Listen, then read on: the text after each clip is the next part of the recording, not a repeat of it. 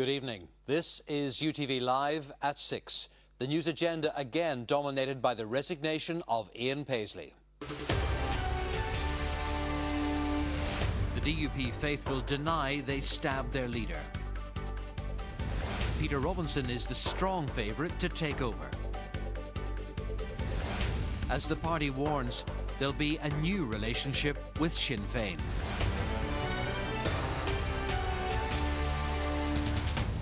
And after last night's sensational events, brought to you first by UTV, we're live in London, where Ken Reid has an in-depth interview with Peter Robinson, the leader in waiting.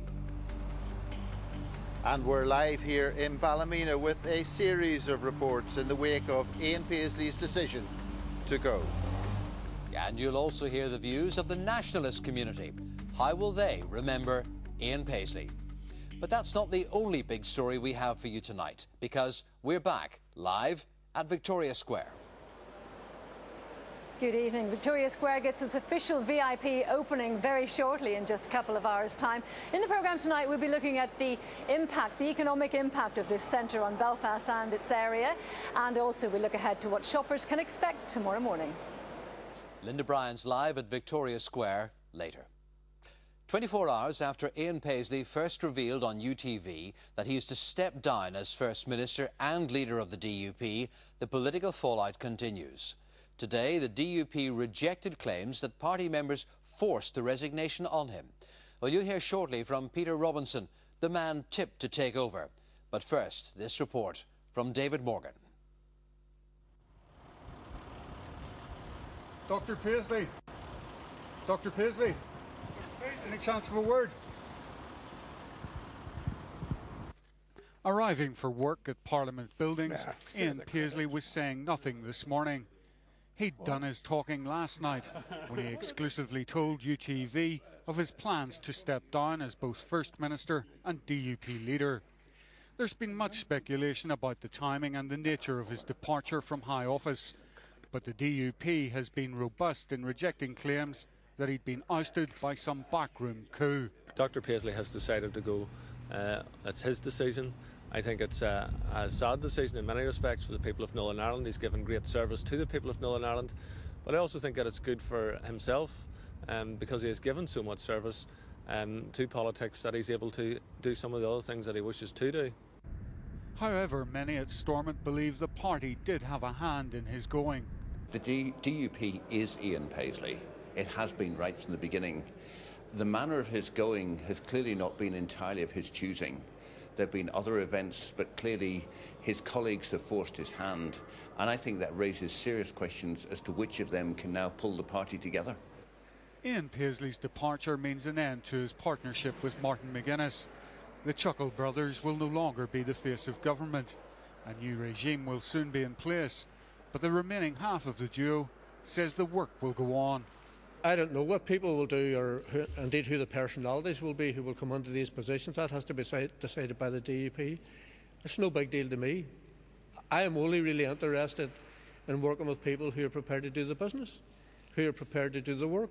The atmospherics of how we do it is of little importance, I think, to the community. What people want to see is their politicians working together, taking difficult decisions together, which improves their lives.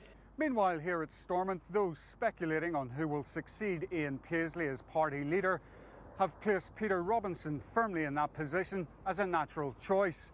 The DUP itself will want the transition to go smoothly, or as one observer here put it, they don't want a contest, they want instead a coronation. David Morgan, UTV Live, Stormont. Well, Peter Robinson has denied Ian Paisley was pushed from his jobs as First Minister and leader of the DUP. Speaking to our political editor Ken Reid, the party's deputy leader suggested that the relationship with Sinn Féin would become more businesslike. Just 24 hours since Ian Paisley told UTV he would be resigning as First Minister and DUP leader. Today, the man who is almost certain to succeed him denies the DUP leader was pushed. Now, there are reports today that there were 33 signatures in some letter. If Ian Paisley had not have made this move, that would have been presented to him. Is there any truth in that? Well, I have listened to so many rumours going around. First of all, there is no such document. But let me say this, I have listened to so many people, usually our enemies, who are saying it, for two reasons. One, they want to try and tarnish Ian Paisley's leadership. They want to put him out in the Enoch Powell terms as every political career ending in failure. Ian Paisley's career is not ending in failure. It's ending in success. He has been an achiever in Northern Ireland. So one purpose is to try and tarnish that image. The other purpose, of course, is to try and cause suspicion within our ranks and within our support base. Neither is going to be achieved. I've talked to many DUP MPs and MLAs, and every one of them has said that Peter Robinson will be the next leader of the DUP. Are you going to be the leader? Well, I think it would be unseemly for us to start dealing with the issue of the next leader. We have a leader. He has a job that he wants to complete. He deserves the support of the party, as he consistently has the support of the party to do that. What is the future for the partnership with Sinn Féin in the executive? It has to be on a business basis.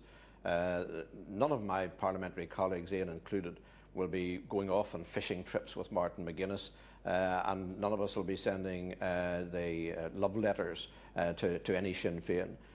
We're here to do business on behalf of the unionist community, and we'll do that, and we'll do it in a professional and business-like manner, and we'll do it in the interests of the people who have sent us there and voted for the agenda that we set out.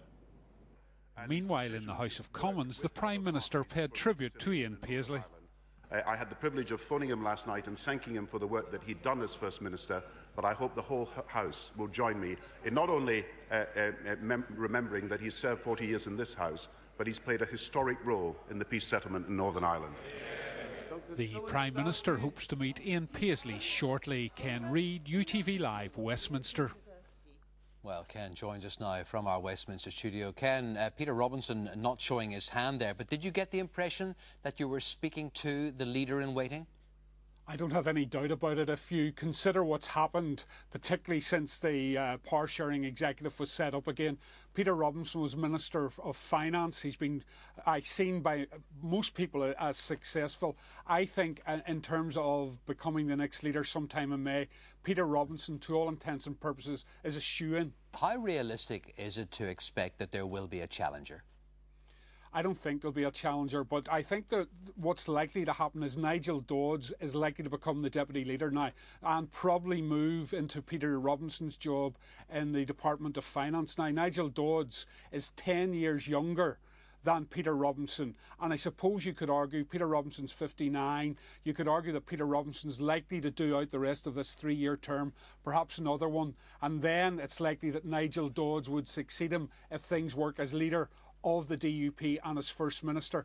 It's a sort of a dream ticket, Brown Blur situation, but I think that this one's been fairly well worked out. And a new leader will mean a new relationship with Sinn Féin.